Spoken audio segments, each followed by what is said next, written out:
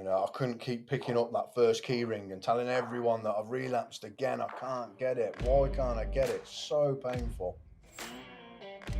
Yeah. How did he know? I think he tracked me. You wouldn't have found me. I never knew where I was, so you ain't got a chance, mate. And once I opened up and started talking honestly and freely about these things, it took that pain away. Yeah, I've hit my 2 years today, so to be sat here doing a podcast and I've hit my 2 years clean date is, it's just so surreal, man, to look back where I've come from to where I am now. How are we all? We're good. Yeah, good, man. Pete, how are we? Always good. How's your week been? You've been there, so you know. Yeah, fantastic then. It's been all right. Yeah, testing as usual. It's actually been all right this week. Been no issues. So far, so good. Okay. No one's going to ask me, so I'm going to tell you my week's been fantastic. I feel really chilled after my holiday. Yeah. Have you seen a difference in me, Pete? Yeah. I'm on holiday next week. I'm hoping I have the same effect. That it has the same effect on me when I come back. I said something to you the other day, and you were like, don't worry about it. I thought, wow, what's happened here? Enjoy it while it lasts. Yeah. Don't worry about it. I've just been on my holidays. Okay. So, great opportunity to welcome our latest guest, Lewis. This is now episode number 3. So me and Pete are pretty well tuned now on the podcast, aren't we, Pete? Yeah, we're getting there. Getting there slowly. Starting to feel normal. Yeah. So, Lewis, we're delighted that you decided to come on. We spoke about it some time ago, didn't we? About you coming. Well, it was actually months and months ago, but we'll go into that a bit later on. But how do you feel about being on a podcast? Good. You know, yeah, good. Yeah, it's a bit of a surreal day. You know, it's I've hit my 2 years today, so to be sat here doing a podcast and I've hit my 2 years clean date is, it's just so surreal, man, to look back where I've come from to where I am now. Now, I could have asked you to come on a podcast at any date. Yeah. I had no idea what today was for you personally, and to ask you to come on the podcast on the actual day you're 2 years clean. Yeah. You know, some may say it was coincidence, some may say it's not. It's meant to be, and I think I couldn't believe it when you told me. Yeah. I didn't want to jinx it because you hadn't reached 2 years yet. No. but you have reached 2 years. Yeah, man. That's amazing, isn't it? Yeah. And I asked you before, what does it feel like to be 2 years clean? And it's surreal. It's it feels like one of the biggest achievements I've ever got in life. You know, I struggle to get 2 days clean. Sometimes 2 hours, you know, to do 2 years, to even say it, it just, it's so surreal, man. When I reached 2 years clean, and I'm not saying this is the same for you, it felt like a bit of an anticlimax for me because I've been building for this. Where we go is the black key ring. I know that might make sense to some of our listeners, but that's we get key rings, don't we? Yeah. And the black one represents multiple years of recovery. Yeah. I never thought I'd ever get a black key ring, and then you get it, and it's... you build something so much. How do you feel, Pete? I had that from the first year.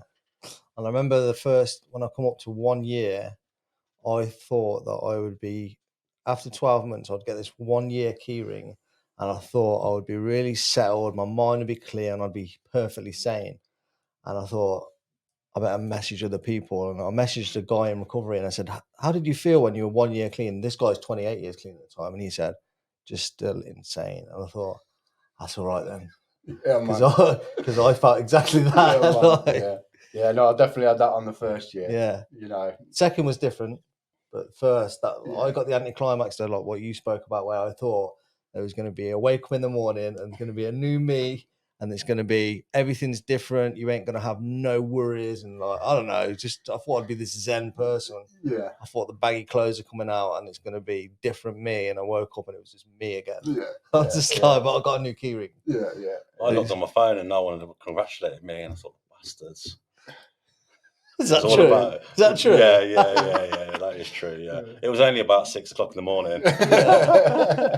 Your birthday. Do you think everyone's gonna be up? It's your birthday. Yeah. So, how we do our podcast, Lewis, is that we're here to talk about addiction. Yeah. We're here to talk about recovery. We're here to talk about things that are important to you. We want to know where you've been. and to where you are now, because that contrast is a really good message for our listeners. Yeah, man. But how we do start our podcast is we always start with a question left from the previous guest. Right. So our previous guest, David, left a question. And for the life of me, I can't believe Pete actually remembered what the question was, so I forgot. I don't know what I remember. So I'm going to kindly ask Pete to ask you the question Dave left, and then we'll go Dave from there. would like to ask you, so would we, where do you find the courage nowadays to talk about your story and talk about what happened to you, for others or for yourself? But where do you dig deep to be courageous to talk about this stuff, sort of thing, if anywhere? Yeah, I'd say it's the carrying that message and helping other people that have been in my situation. I'll get that. Yeah, when I first come in, I had loads of secrets, like I'm sure many of us do, and I'd never spoke about things. And it wasn't until I heard other people sharing the things that I'd been through that gave me the courage to then open up. And once I opened up and started talking honestly and freely about these things, it took that pain away, So I feel that sharing my story and my pains will help other people lose their pain and get the courage to be able to share the traumas or whatever it may be that they have been through. Yeah. So that is where I find that courage. It's quite common, isn't it? And I've heard people speak, like you've just said, about stuff that I thought I'd never be able to speak about. And then when they did it, I did it, and I felt better. Yeah. And it seems to pass it on, doesn't it? Yeah, man. Some of the stuff I heard in early recovery, I thought, how has that man sat in a room of 40 people and just spoke about that stuff that's happened to him? I thought, wait, how are you doing this? You know what I mean? Yeah. But it does. Once people do it, that seems to be in a meeting, the whole room starts to be really honest. It sort of like promotes more honesty, and it's like, but people heal from it. So and every time I speak about it, I release more of that pain. Yeah, and it gets easier and easier the more I talk about it. Yeah, I get it. Have you ever had someone talk about something that's in your head? When you have a thought in your head and then you hear somebody else talk about the exact same thought that was unique to you? Loads of times. Yeah, it's mad, isn't it? Yeah, you understand what I mean? Yeah, 100%. It's like they're in your head. Yeah. It's like them intrusive thoughts that you just back away all the time, and then suddenly someone talks about it, and you're like, "Wow, it's not just me. I'm not just crazy." That's what it is. Sometimes it's when you hear it, you think that you were the only person to ever think that, and you don't feel so alone in it all. Yeah. It seems to be the way, doesn't it? Do you think addicts think they're unique? Yeah, some do. Yeah. Yeah.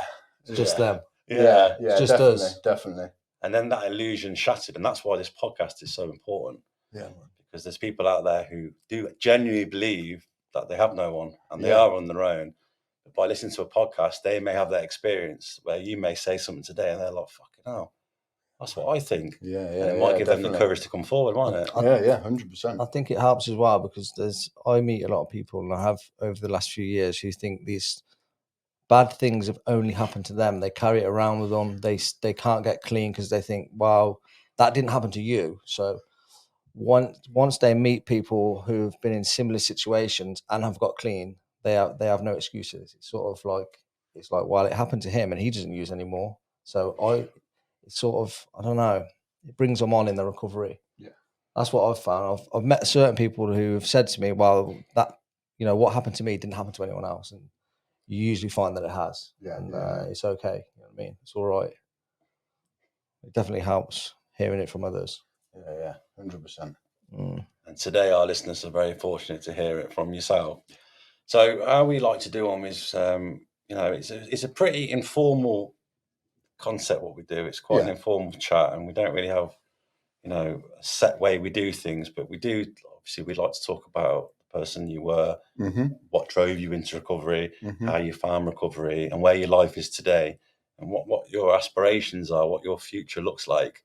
Because it's a very important part of recovery. Because I know that we have to try and keep things in the day, but we need goals, don't we? Things we want to achieve. Yeah. And in order to do so, we have to remain clean and vigilant. So we'll talk about that. So, let's talk about, Lewis, where you're from, how your upbringing was, your formative years. Go into a bit of detail. So I was born in Coventry.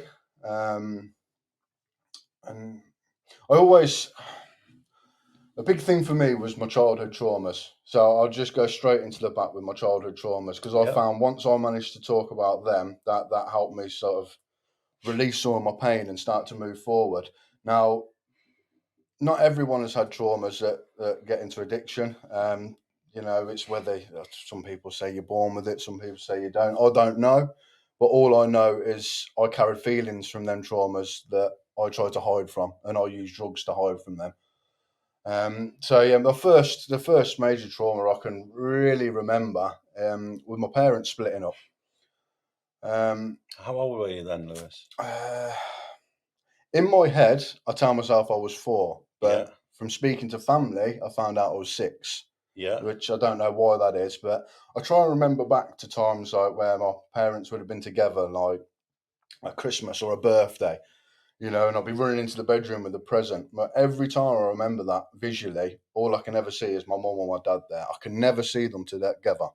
You know, I can never picture them being together. So I know that was quite a traumatic time for my mind to shut that out. You know, and then moving on from that was going into school. In year 2, I got diagnosed with dyslexia. You know, and straight away that was it. They were taking me out of the class and trying to teach me differently to the other kids. I remember they got my mum in there to try and teach me how to read, and you know, straight away I started feeling different at a very young age. You know, and then I started moving around schools because that school couldn't teach me, so I'll go to another one where they've got a special needs room and teacher where they're taking you out of the classroom, and you know this happened all the way through my schooling. You know, I was constantly changing schools. You know, Did you feel isolated at an early age? Not so much isolated, but different. Different, Yeah, I was put in a word. classroom with 4 other kids, and then all the other kids, the normal kids, as I was calling them as I was growing up, were in the classroom together. You know, and it was always, why am I different? Why am I being taken away? What is this dyslexia? Why can't I learn? And I used to get really frustrated. You know, and while all this was going on as well, my mum had the disease of addiction. You know, she was an alcoholic. Yeah. And obviously that meant for a very unstable childhood at home. You know, there was so many things going on in that house that shouldn't have been going on while I was there, and stuff that a child of my age shouldn't have been seeing, you know, or hearing. Any child should be hearing, no matter what the age. You know, so it was really hard, and I always tried to protect my mum, no matter what. You know, my dad had gone off and remarried, and then I had a stepbrother, and they were all separate in their lifestyle, and I was with my mum, and my mum used to let me do anything I wanted to do, you know, and at a young age, that was, I want to be here, I want to protect that. So I stayed away from my dad. So I used to go see him at weekends. So I'd always be with my mum. And no one could ever say bad about her, you know, even though there was all these bad things going on. No one could ever say bad. I'd always try and protect. I know social services were involved a couple of times. No matter what question I'd ever asked by anyone, I would always protect her. You know, and there was a lot of stuff going on, even to the point I ended up getting sexually abused by my mum at the age of 9. You know, and this is one of them painful traumas that I like to talk about because other people need to know that you can talk about these things. You know, 100%. because it released so much pain. You know, I carried that until I come into recovery at the age of 32, and then I think even when I come into recovery, I still carried that for another year until I managed to open up about it. You know, and the pain I carried with that was unbelievable. You know, and I never told anyone. I remember even the next day, my mum coming to me saying she's done something really bad, and I was like, "You've done nothing, mum. I can't remember." Again, trying to protect her. Yeah. You know, so all of this was going on. You know, and it was a very, very traumatic time. And yeah, I ended up going to a boarding school for dyslexic kids. And I'd done 2 years there, and then I'd had enough after them 2 years. You know, and I'd done a runner. Yeah, the same old thing I always used to do, run away from my problems, you know. And I'd done a runner from that school, and that was in end of year 9, start of the year 10. And then that was it. Then I just never went back to school, you know. So then last 2 years of schooling, when I've been doing GCSEs and everything, I was knocking around on the estate with all the older lads. Where did you grow up in Cardiff? In Thailand. In Thailand, yeah. You know, I have a question for you. You know, you're dyslexic at school and you have issues learning, and they took you out of a class and put you in another class. Yeah. Did that have an effect on as you grow up into an adult on your reaction to criticism?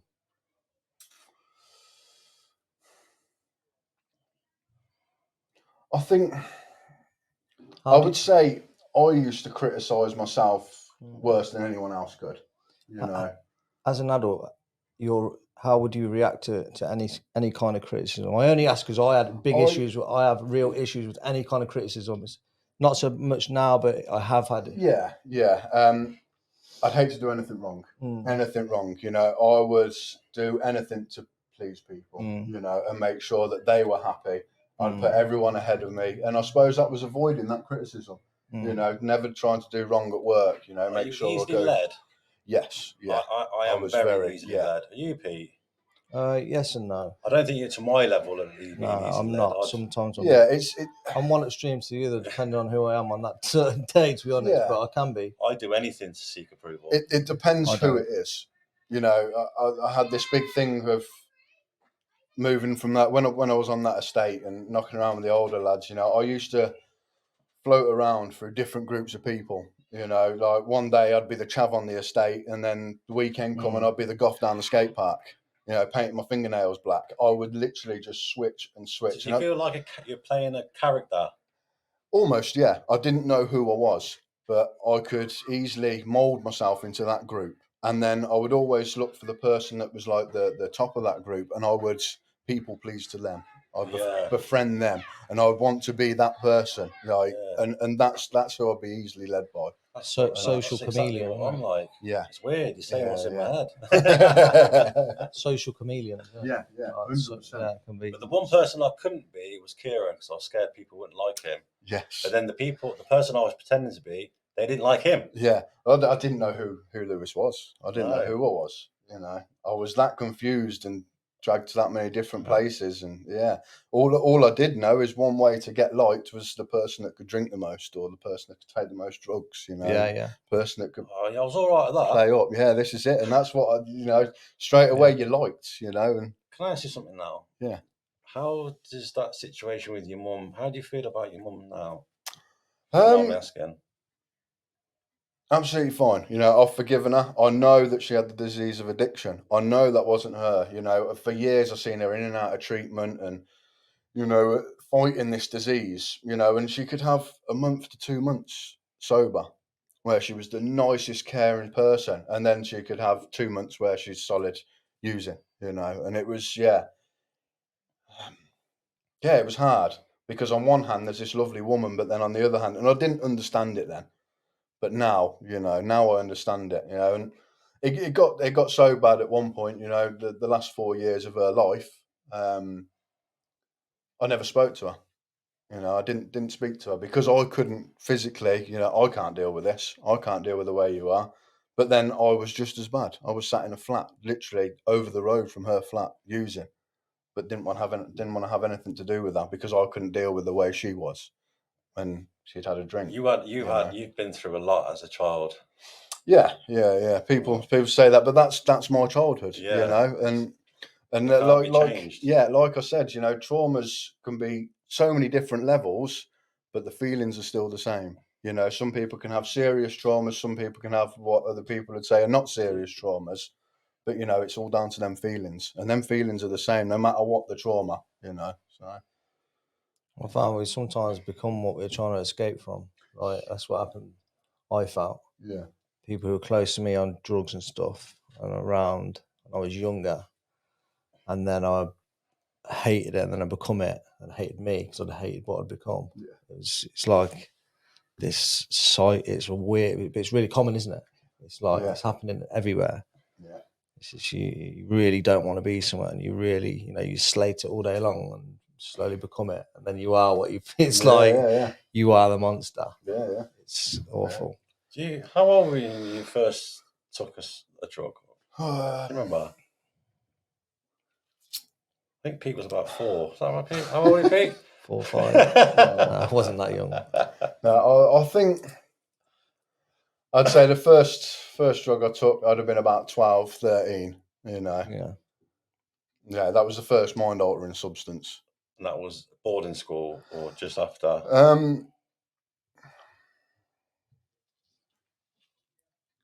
Just before, maybe. Just before. Might have been just before, or when I just started. I think it was just before. I remember Muscat. I remember it now. That it was a drink. I can't say I've ever seen it since, but it was a bottle that was in my mum's cupboard, Muscat.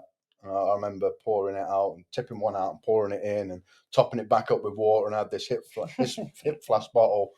Went down to the park and ended up smoking a draw spliff and drinking this bottle, and I was so ill. The same as you sick, so ill, man. I ended up falling asleep with my head in the toilet, locking the door. What happened to draw? Who knows? I was talking about draw earlier. It's like a bit of a myth now, isn't it? That's the block, weren't it? It's solid, what happened to that? No idea. It stopped being so valuable, so people stopped selling it. That's what happened to straw. It's like weed. Do you reckon people still smoke it? Yeah, probably. Yeah, you'd be able to find it probably. I want to find someone. Yeah, smoke straw. It's an antique drug, isn't it? Yeah.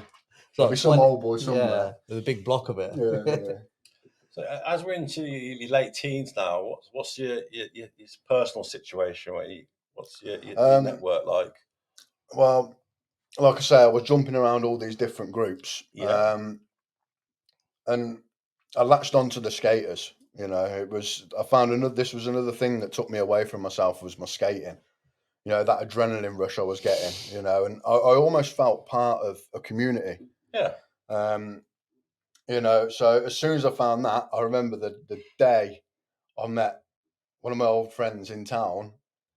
I moved out of my house, and when I lived on his floor, the day I met him, I left home, took my drawer. In fact, I took my drawer around and lived in a little tin. When you met your friend, that same day, moved into his house. Moved his house. Yeah, slept on his bedroom floor. Would you say you're a compulsive person? Yeah, I'd say so. Yeah, definitely. Obsessive compulsive. Yeah, definitely. We are, aren't we? Yeah, we're obsessive compulsive. 100%. And how did it go, your mates? It's all right. It was fun. It was a good crack. Smoking all the time, skating in the day. How old were you here?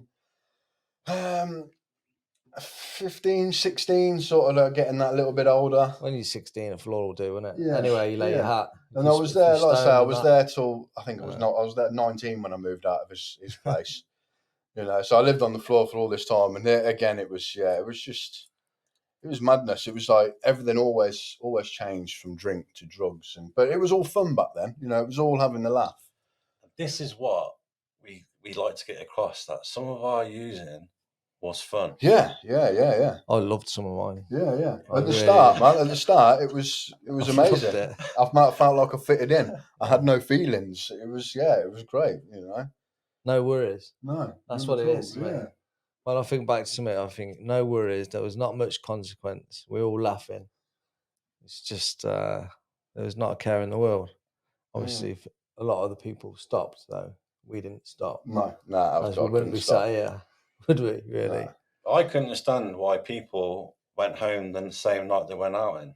Yeah, I had it with this lad. We'd be out downtown. He would go home. I'd still be out town until everywhere's shut.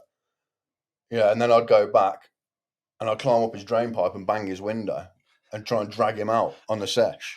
Yeah, not to get him out. Yeah, to get him out. The insanity of it. Why didn't you go for the front door? No, I don't know. I woke up in his greenhouse. It'd been I remember it one morning. Woke up with my head in a plant pot and my legs hanging out the bottom of this greenhouse, soaking wet because it had been pissing down with rain. Oh man. Yeah, the insanity of it all, man. Where I could have just gone picture that, Pete. Looking at your bedroom window, him banging on the window. That's to go out the set. Shit yourself, wouldn't you? You wouldn't have to ask him twice. No, I wouldn't be in. You'd already be there. You're wasting your time. What was boarding school like? Tough. Was it? Yeah, real tough. Because I'd finally been taken away from my mum, where I didn't want to go away from, where there was no rules. I could do what I want. Yeah. when I was young, I wanted to be there all the time because I could do what I want, you know. And, understandable at the time. Yeah. And this boarding school, it was for dyslexic people. It was a private boarding school, so they could have their own rules, and they were strict. You know, every day there was like, you'd have to stand at the end of your dorm. They'd make sure your bed's folded properly or your clothes are folded properly. Oh, okay. You couldn't have certain music. You weren't allowed like chewing gum. If they caught you with chewing gum, you used to get fined £5 for every piece of chewing gum. It was mad. If you got caught smoking, you'd get 6 Saturday gatings, which is a Saturday detention. Wow. And it was like, and that ran from 10 in the morning till 4 in the afternoon. And you get 6 of them for one fag? One fag. I had endless. Yeah. It was like, there was no end to my Saturday gating. So, yeah. Infinite. Yeah. Probably one of the reasons I ran away from the place, to be honest. Definitely fueled it. So you jogged on from there, you ran away. Yeah. Where'd you go? Funny story, actually. You know, so many people used to run away and always get caught by the head teacher, but me, like, obsessive. I obsessed about it for about 2 weeks, and I built all this plan up to when it'd be the longest time without them noticing me being there, you know. And I managed to plan it out, and I think there was about 4 hours gap I managed to get away with, you know. And I dragged another lad with me, and went straight to the train station. It was in Lichfield, and obviously I had to get back to Cov, so straight to the train station. Yeah, managed to jump the train, and I got to New Street Station in Birmingham. I remember standing there. I was on the phone. My mate was on the phone. I was speaking to my mum, telling her that I was coming back and everything. Or it might have been my girlfriend at the time. I can't quite remember. And then someone just grabbed us around the back of the neck. And like, I just froze, turned around it, and it was my dad. And like, never forget it. Like, how did he know we were there? He, just thought like me, from Lichfield to Birmingham to Coventry on the train, easiest way. So you've been planning it for 2 weeks, and he bungled you in a matter of hours. Yeah. In a matter of hours. Everyone else that got caught was caught by the head teacher, but no, I managed to escape the head teacher, but not my dad, man. My dad got me. You know, he found you. Probably thinks the same. Yeah, and he took me straight back to the boarding school. My dad found me many times when I skipped school. Yeah, many times. Anywhere I went, he would just know where I was. Yeah, man. How? Oh. I don't know. How do they know? Think like us. Yeah. I even went to a graveyard once. Who would find me in a graveyard, and I just saw his head popping up in the distance. I thought, fuck it, no. Yeah. How did he know? I think he tracked me. You wouldn't have found me. I never knew where I was, so you ain't got a chance, mate. Yeah. So I know that you came into recovery at 32. Yeah. Obviously, our listeners don't know that, and we will go into that in a little bit more detail. Yeah. I think going into recovery is one of the hardest things you can do, because it's such an emotional roller coaster. But we're gonna touch upon that in a little bit. Yeah. You know, so in terms of in your 20s and whatnot. Yeah. You know, how did that time go for you? It was all right. Yeah, I was working, and I was also selling weed. You know, it was quite strange. Again, it was that chameleon thing. You know, I got a job at a very successful business. I ended up, it was my granddad asked me if I wanted a job. And I was like, I'll tell you what, I'll be back in touch with you. And I went out for 2 weeks on the lash, mad lash. And ended up going back to him. I was like, you know what, I'll take you up on the job. And it was... No, I've run out of money. I never have money anyway. But, good plan. It was like buying and selling disused car parts. I knew nothing about cars, nothing about buying and selling apart from weed, you know. Yeah. And I've gone into this business, and he's like, right, I want you to learn about brake calipers. I want you to find suppliers and find buyers. You know, so I set about doing it, and I was there for 10 years. You know, and in that 10 years, I managed to build a whole section up that holds 120,000 units on stock. It was making £1.2 million sales turnover a year. I had a team of 3-4 lads underneath me. You know, everything on the outside looked really good. Yeah. You know, but inside I was broken. You know, I was running around trying to please all these people all the time. As soon as I was out of there, I was back to bloody drug dealer Lewis that was there getting wrecked constantly, you know. But then as soon as I get back to work, it's like suit, tie, or shirt, or car whatever. Parts Lewis, yeah, drug dealer Lewis, yeah, business Lewis, drug dealer, yeah, and yeah, I kept that up for quite some time, you know, and they slowly started to merge together. It didn't. I say I was probably about 27, 28 when they started to merge together. That's a good point, because they do merge. Because by day I was police officer Kieran, yeah, and by night I was taking drugs. Yeah, and it's very hard. And then in the end, I just it just merged, isn't it? Yeah. Lines become blurred. Well, it was before it had merged. I mentioned about the skateboarding, this adrenaline fueled thing. There was many other sides to me as well. Outside of work. I got into graffiti at a very young age, and going out painting was a massive adrenaline buzz, and again, it used to give me that feeling, take me away from myself, another release. But you're looking over your shoulder in case the old bill are there. Yeah. And it wasn't just doing it on the street, I took it to the highest level I could, and I was painting trains, and I was... As they were moving? No. Yeah, you'd find where they sleep. I would sit in train yards for 2 days on end, watching these trains, writing down security times, obsessing, being compulsive about it, to the point where I wouldn't use my paint for anything but a train. People would be like, "Oh, you're going to come and do a painting?" Nah, this is for a train. It's got that obsessive about it. It was crazy. So yeah, all of this other stuff was going on. I had a couple of court cases. I ended up in Crown Court. I nearly got sent down for 18 months for it. It was a $5,500 in fines, year and a half on house arrest and tag, 600 hours probation. But I still go back and do it.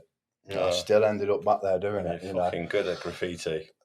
Now I am. Yeah, now I am. But yeah, that'll come. Very good, yeah. And then another thing, after all these police things, I sort of like put it to the side, and then street racing become a thing. I got my driving license, and I got into modding my cars and building engines and doing street racing. Well, don't get me wrong, all this time I was still using, but it wasn't constant. It was still that use at the weekends, still smoking weed constantly, all the time. I had a spliff in my mouth.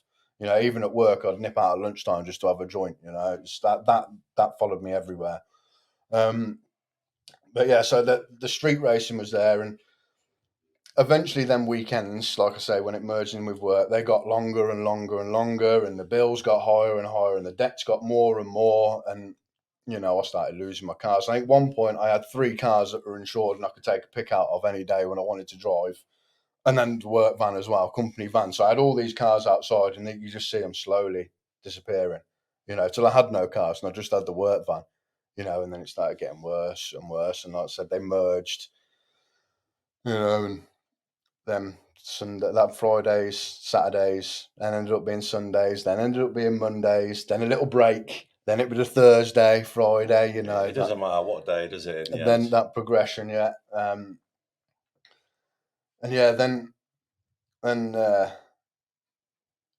30th birthday, it was about 2 weeks before my 30th birthday, my mum passed away. And that was a big change for me when that happened.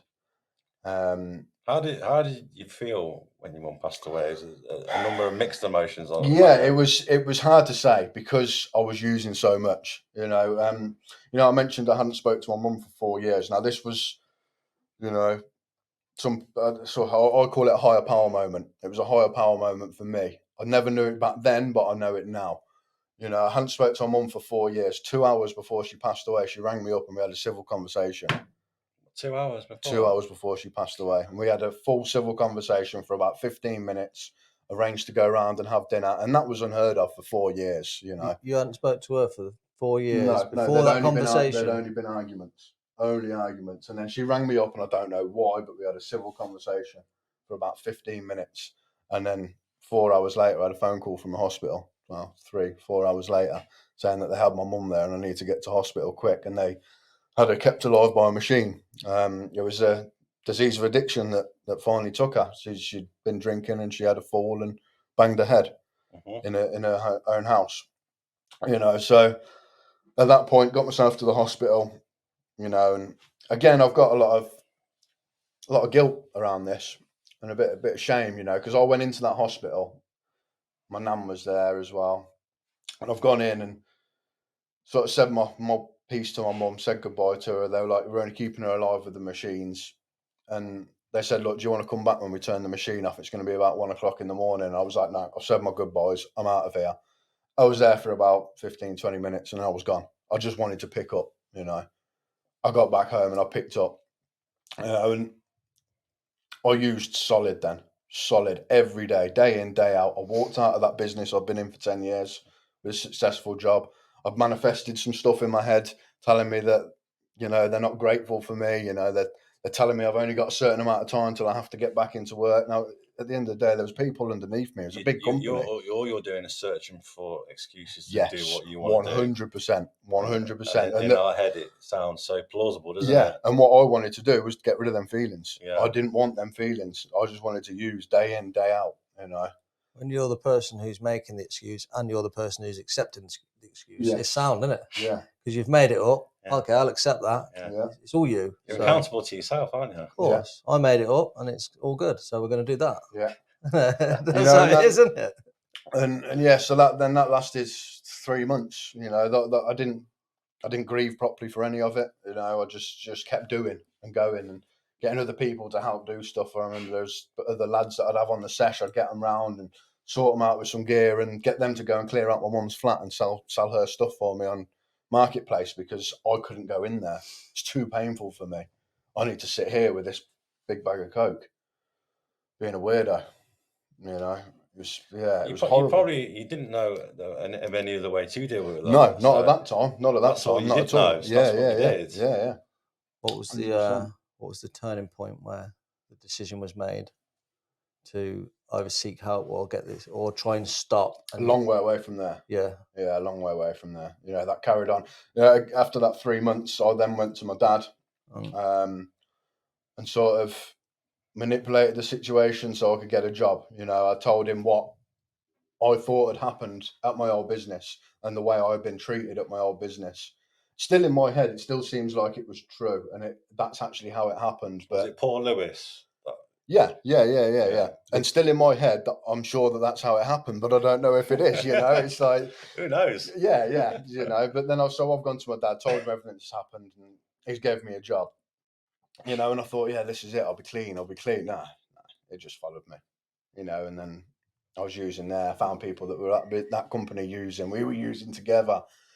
You know, and then I blamed it on the flat I was living in because I used to open my bedroom windows and I could see my mum's masonette flat out my window. It was like our gardens pretty much crossed. So I was blaming that. You know, so then I got taken away from there. And again, I managed to manipulate my dad into kicking one of the tenants out of his house and letting me rent that house off him. You know, I went there and again, it followed me. You know, I didn't get myself clean and I couldn't figure out why I couldn't stop. But at this point, it was pretty much every day, you know, getting up the next day. I'm not going to do it again.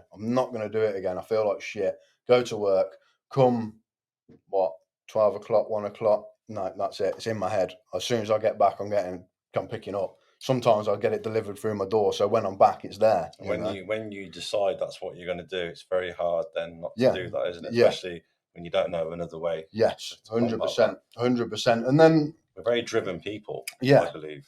Yeah, and then from that, it was then COVID hit. You know, and my missus was living in a separate house with her kids, and I was in my dad's house on my own, and. Yeah, you know, I got COVID. They can't come round. I got COVID. I think I must have been the only person that's had COVID for near enough 3 months. You know, it's literally like, you can't come round. I got COVID. Whether I did or not, I don't know. But yeah, I hit the sesh hard then. You know, there was no one around. I was isolated in a house on my own.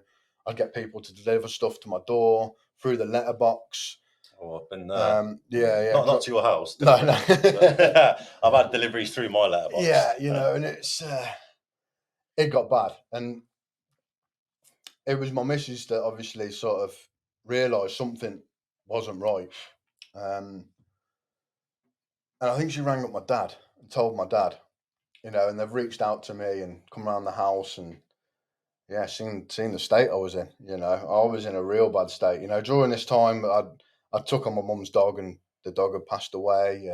One of my good friends took his own life. You know, there was a lot of things that I was holding on to and just sitting in this house on my own and using, you know. And also this house was my mum and dad's childhood house when I grew up. Yeah. You know, and I Can't remember on being together in there, Mm-hmm. but there was some bad vibes in that house that, you know, I wasn't enjoying and couldn't cope with, and it just fueled everything, you know.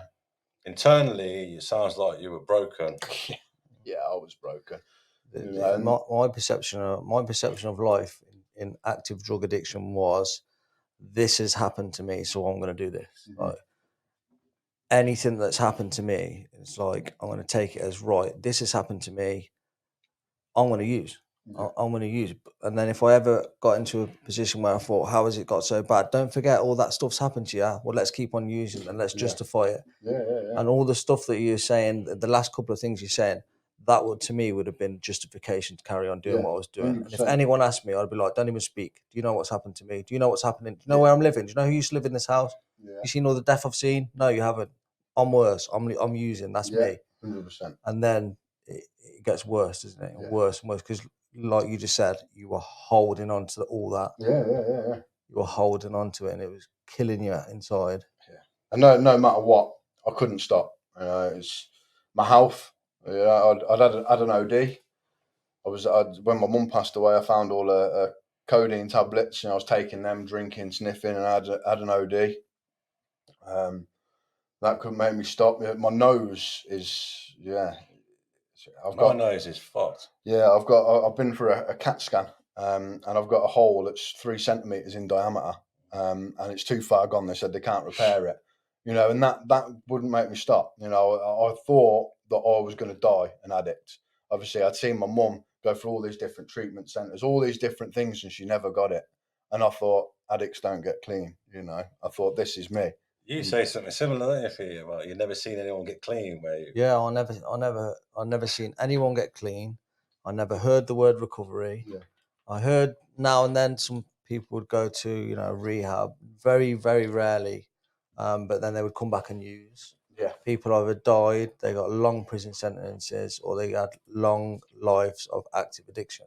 I didn't know anything else existed for most of my life until I accidentally found recovery. Yeah.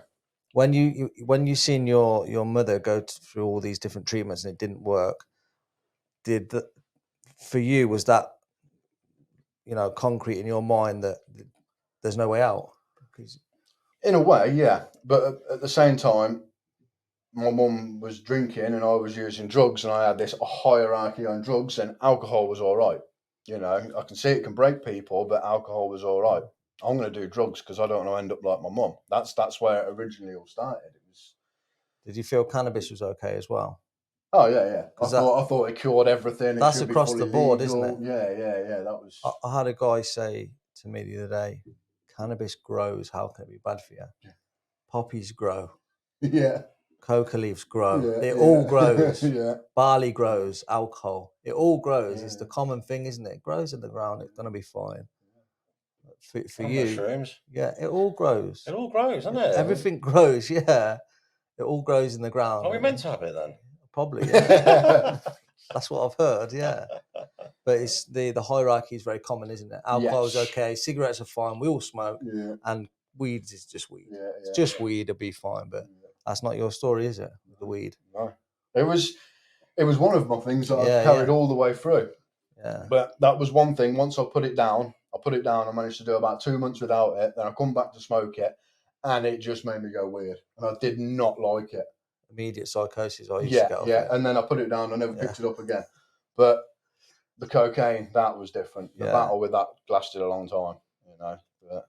So like I say, my dad had come round and we've moved on from there. How did you feel when your dad and your missus were saying that there may be an issue here? They already knew there had been an issue in the past, because I'd come clean about it, and this was getting that house, moving into that house. I'd come clean about it then, and I managed to get 3 months clean. I didn't. I just moved elsewhere. You know, I put everything else down and just picked up the alcohol, and I was in the pub every night. But that was socially acceptable. Yeah. You know, so for 3 months, I managed to just drink and do nothing else. It was fucking hard. Do you drink a lot? Not major. just enough to make me get a bit wavy, just to feel a bit tipsy, you know. But it was hard, you know. But it eventually creeped back in, and it was all a secret then. It was all hidden from everyone because I've been honest about it once. They think I've got clean, but I can't tell anyone. So then that become a secret. But then that was just before COVID hit, and then when COVID hit, it just blew up, you know. Towards the end of my using, I used to drink every night, and it was just enough to take me out of myself. You know, just enough to not feel like me. That was enough for me. Don't let me feel like me for the evening, and then I'd try and get some sleep. I get that. I totally get it. That running away from that reality. Yeah, just enough, you know, not to feel. Just so I don't have to sit with me for a bit. Just get me out of that. But it progressed. Yeah, same. Definitely progressed. Back to the darkness, isn't it? Yeah. Back to the darkness. I think it'd be good for our listeners to hear now about what made you go into recovery. Can you explain the circumstances and why you decided action needed to be taken, and how you found the transition into that world? It was that point when my dad and that come round and found everything out. He apologised to me and said that he obviously hadn't done enough the first time I come clean about stuff. And he took it on himself. For family members to blame themselves, isn't it? Yeah. But it wasn't. It was me. Yeah, you know. But he put me in touch with a drug counsellor. Yeah. So I went along to drug counselling. And again, he started talking about this 12-step fellowship. And straight away, my barriers were up because I'd seen my mum go through all these different sort of things and never get clean. So my barriers were straight up. But because we'd just been through lockdown, there were Zoom meetings. I remember them days. Which was a blessing because in my therapy session that I'd gone along to, still broken, still using, he managed to put a Zoom meeting on his phone. And we sat there and he sat with me for my first meeting. And it opened my eyes. He then gave me a phone number for someone from the meetings and said, go meet him, have a coffee, have a chat, which I did do. And then I went and met him at a meeting, you know, and that's what then opened me up to the fellowship. It's 12-step program. But I didn't get it. You know, I'd go once a week thinking it would fix me and kept relapsing, you know, and I was still doing my therapy sessions. And I thought one meeting with a therapy session, that'd be more than enough, you know. No. So then I'd up it again, go 2 meetings a week, you know, still relapsing, you know, and this went on for about 1.5 years, to the point where I couldn't get honest in the rooms anymore. You know, I couldn't keep picking up that first key ring and telling everyone that I've relapsed again. I can't get it. Why can't I get it? It's so painful. You know, but then sitting there dishonest was even more painful. But I'd done it, you know, and I managed to get up to 6 months, or telling people I was 6 months clean and I was still using. I've told people I was clean and still using. You didn't that, Pete? I did for years. Yeah, and that pain was unreal, and it was like the using them wasn't. Yeah, it was horrible, you know. Secret using. Yeah, and I wouldn't even know how I got there, but I got there. Before you know it, I'll be sat in the car, I have a bag in my hand. Then I'm in a lay-by because I can't go home because of the missus and the kids. I'd given up my house by this point, and I was living with the missus and kids, so I couldn't go back. And then I'll be in a lay-by somewhere, and then next minute, you know, it's like 2 a.m, and I think there's someone in the bus watching me. That paranoia would get all over me. I'd climb through to the boot of the car and sit in the boot of the car, scared, using. You know, why can't I stop this? This is horrible. It's how, and I just could not stop. And then eventually, you know, again, it progressed and progressed and progressed until the point where it told me, my addict head told me that my missus wasn't grateful for me and all the things I'd done around the house, you know, all the help I give for her and the kids, which we should do, man. This is, you know, it's a relationship. We're a team. That's how it should be. Reason to use. Yeah, and it took me out. I walked out on the missus for 2 weeks. And in them 2 weeks, I went straight back to my nan's. My nan wasn't very well, and I was telling people I was there, living there and caring for her.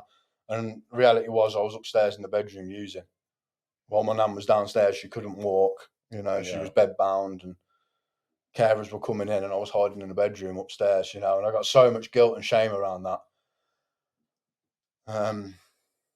But yeah, like I said, I walked out of that house, and within 3 hours, I was sat in a pub with a pint in a hand and bag in my pocket, you know, and within a day, I'd found my nan's codeine tablets, and it was like I was back there, back to square one, back to where I was when I lost my mum, and it scared the hell out of me. You know, it's literally like how quickly I snapped back. And that was 4 years previous to where I snapped back to my worst point. And I was back there again, you know, and it took me a while. Like I say, it was like 2 weeks solid to get through it and to be able to get honest. And I went to a meeting with my therapist and I got honest with him. I rang up my sponsor. I got honest with him. You know, I went into a meeting and I got honest, you know, and I told them all that I'd been lying and hadn't been honest for 6 months, and I've been picking these key rings up, told them how broken I was. And that was the day I fully surrendered, you know, and that was 2 years today, you know. Well, isn't it? And I was so broken, more broken than I've been at any other point before. But you needed to get to that point. Yeah, I needed to get there. You know, you say you relapsed badly and it went straight back to the worst times, right? Yeah. People assume, this is what I'm seeing, people assume that they get clean, because this happened to me as well. This happened to you, probably happened to Kieran. It's no coincidence. Same thing happened to me. It went right back to the horriblest part immediately. Yeah. People have some clean time, and that in their head they think, if I go back to using, it's going to go back to the social times when I was in my early 20s and late teens. Them good times are gone. Yeah. By the time you get into recovery, if you have to, you know, if you end up in recovery, the good times are gone. Yeah. They're not coming back. If you go back out using, it's going to be horrible. That's the reason we all sit in a circle and talk about our feelings. Yeah, man. You think I want to go home on a Friday night and write about myself? No, I don't, but I do. Yeah, do you know what I mean? Because the good times are gone, and I don't want them horrible times to come back. Yeah. But that happened to you. It happened to me as well. I thought, you know what, I'm going to give it another go, and I went back, and it was horrendous. Why did we repeat that many times before we realised? Because we're stubborn. We're stubborn and we think we know best. Yeah, Our yeah. perception is still warped. We think we're going to get what we want because we want it. It's going to be different this It's time. gone. But I used to say I relapsed, but it was a myth because I hadn't even stopped using it. Yeah. Relapse, is it? I hadn't even started. So someone said that to me before when I said I'd come back into recovery and I've relapsed. They said, you've got to get clean to relapse, Pete. You weren't clean. I had the hierarchy, like you said, because I was clean off certain drugs. I classed myself as clean, even though I was still drinking, sniffing, and taking prescription drugs that weren't prescribed to me. Yeah. Taking Valium, Xanax, Zopiclone every night. I had a massive addiction to pharmaceuticals. That was me clean in my head. Yeah. That was me clean because I was out of the dens. Yeah. It was clean. I was asleep in meetings, picking up key rings, and really genuinely believing I would crack the code. It was insane, isn't it? Bullshit. That's what it was. Yeah, it's insane. Yeah. Insane. That's a good word to describe Pete. Yeah, it's insane. It's insane. It is insane behaviour, isn't it? Yeah. And the lying, I believe I had lied my entire life. So when I enter recovery, why am I going to stop lying? I've always lied. It takes a long time to become any type of honest. Yeah. It's a process, isn't it? Yeah. Being honest with others, being honest with yourself, and being, doing the right thing. Whatever comes with recovery, it's a process. It's not an overnight thing. I'm not going to walk into the rooms of recovery and start being honest. In fact, I'm going to come in with more bullshit to make me sound good. I like, you know what I mean? Because that's what we've always done, isn't it? Yeah. In the past, that's what we've done. But the process is hard. It's turbulent, but it's worth it. That's what I'm seeing. I spoke some bullshit in my time. Today? It's cringe. Today. It's cringy, isn't it? Yeah. Mad. Oh, wow. Done now, isn't it? So, let's talk about these 2 years in recovery, because we've heard about. Well, yeah, these 2 years in recovery. Wow, up and down, highs and lows. But and that's a good point to get across, because just because you put the drugs down does not mean things are going to start going your way. No, we just can't go back to drugs now when things don't go our way. This is and it. That's the difficult thing to understand, isn't it? Yeah, you have to sit with the feelings. Yeah, it's horrible. You have to learn what feelings are. I didn't know what anxiety was, but I do now. You know, there was all these feelings. I didn't understand them first time I was getting them, and I was scared. I wanted to run from them, but I couldn't. So what did I do? I went to a meeting and spoke about it. But in these 2 years, I've managed to open up my own business, which is a massive thing. And tell us about your business. Well, I'm a professional graffiti artist. I've managed a really good one. I've managed to turn something bad into something good. And I've managed to now do it for a full-time business. There's something I always say. It always makes me chuckle. I was part of a job on Little Park Street Police Station in the city centre, you know, and I got paid by the police to paint the police station. Whereas you look like 10, 15 years ago, I was getting chased and fined and nearly sent to prison by the police for graffiti. That's you know, and that switch is unreal, you know, just, yeah. And for those of you that follow us on social media, a lot of our pictures have got graffiti in the background. And then every single one of them was done by you. Yeah, man. You know, and I remember watching you do that. I think it's fucking amazing. You know, you'd see a blank wall. Then as you were slowly doing it, it was just incredible. And you did a lot of work for us, didn't you? Yeah, man. Yeah, and that's still there now, isn't it, Pete? It's beautiful. It's amazing. Lewis, where can people see your work? Instagram, graphics, GRAFFIX _art ART. Yeah, and all my stuff's on Instagram. Brilliant. There's a website, graphics. You do some stuff at the Olympics? No, not at the Olympics. I've done it in Coventry for Commonwealth. The Commonwealth Games. That's what it was. Yeah. Commonwealth. That was it. Yeah. I was part of some walls around Coventry for different parts of schools. I remember you telling me a while back before it was going on. That was the Commonwealth, wasn't it? Yeah. It's amazing, man. I was amazed how quick you were. Yeah, because you're worried about getting caught, aren't you? Well, that's probably Speed is amazing. All them years, yeah. So, what's your life like today? I know you're 2 years clean. How does life look for Lewis today? How does it look for today? Good.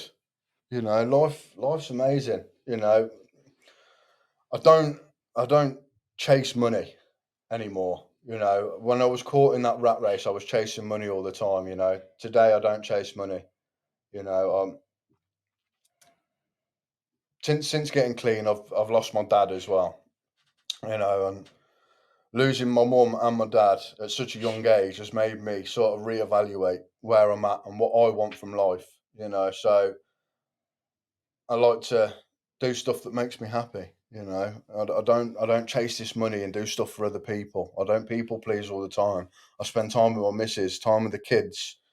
You know, I've proposed to my missus. You know, we've got a wedding booked next year. You know, it's all these things that I could never do. You know, I couldn't commit to anything. You know, I couldn't even commit to cleaning my bloody teeth. You know, and now I've managed to commit to being married for the rest of my life. You know, and being how do you feel about the marriage?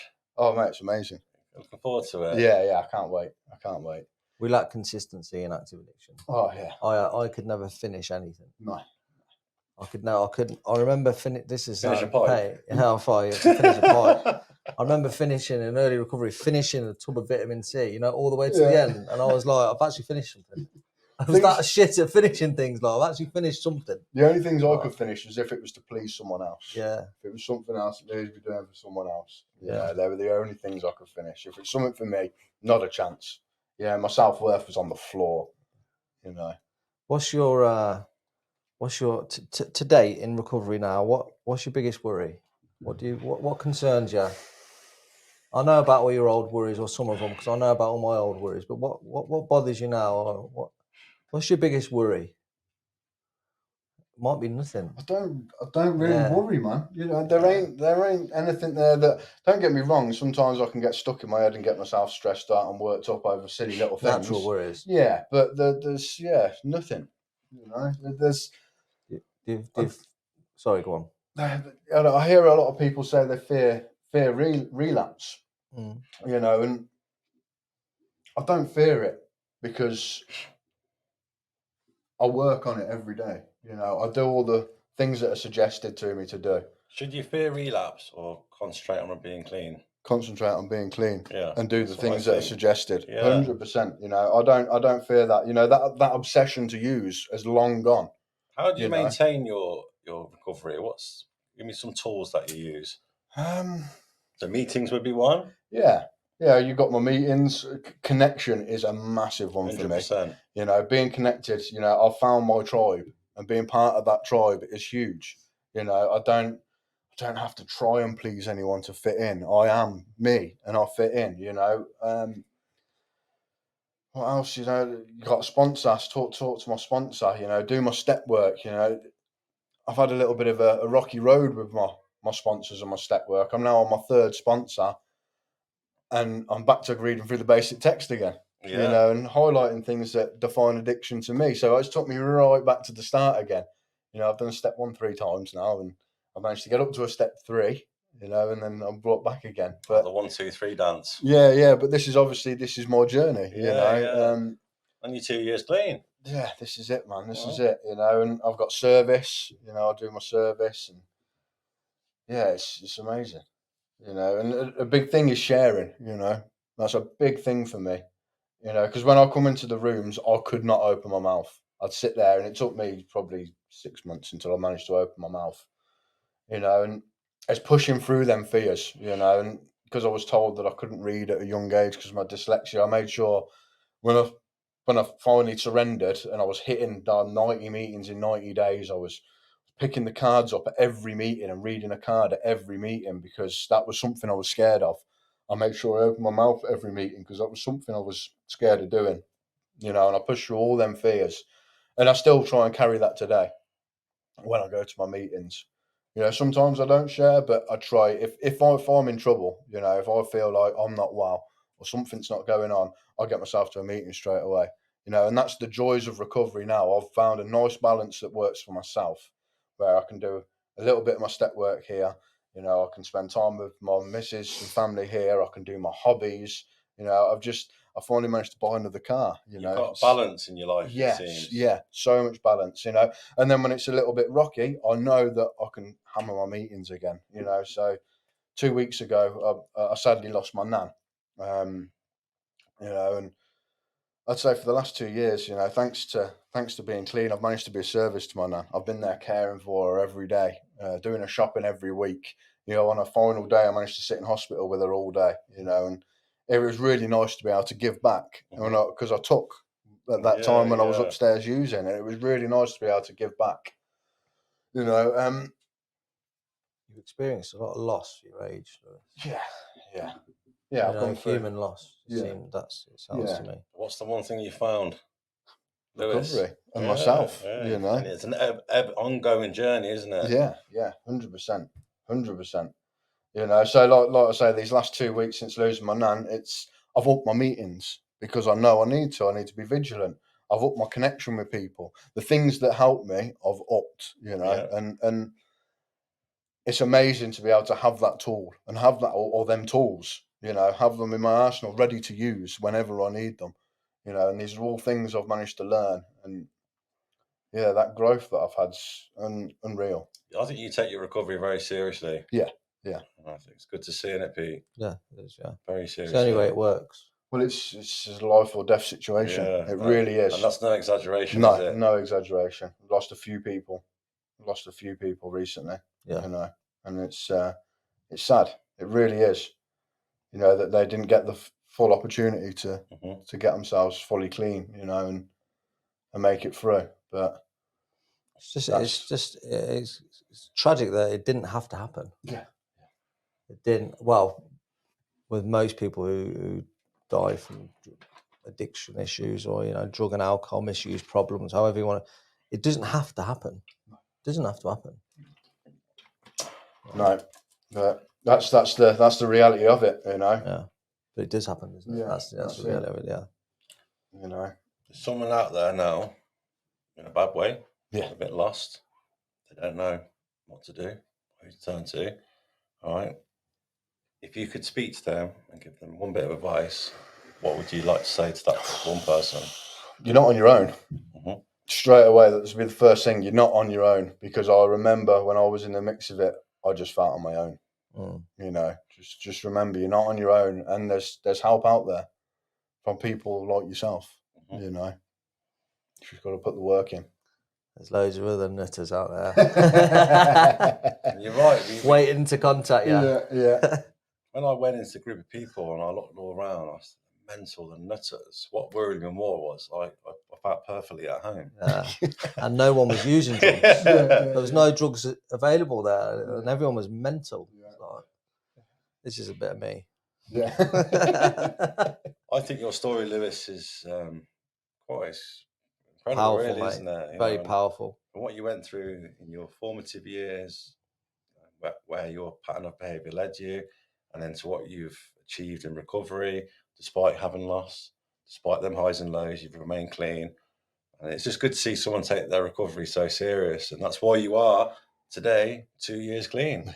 The proof is in the pudding, as they say. Yeah. You know, and it's as simple as that, isn't it? Yeah. So I'm going to put another question on you now. Yeah, so put me on the spot now. I want you to now leave a question for our next guest. What? You don't know who it is, and I'll be honest, nor do I. Yeah, we don't know yet. So, and I will do my best to remember this time. So, a question for our next guest, please, Lewis. Could be anything.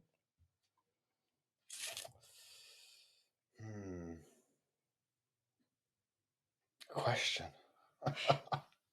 You got me.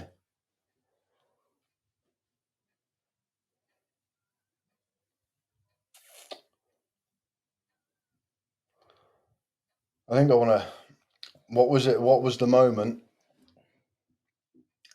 that, or what was the thought that made you fully surrender? What was that point where you got to and you realised that you had to fully surrender? Okay. You know, because that was a big thing for me. Yeah. It took me a while to get to that surrender point. You know, so yeah, that was a hard one. That one.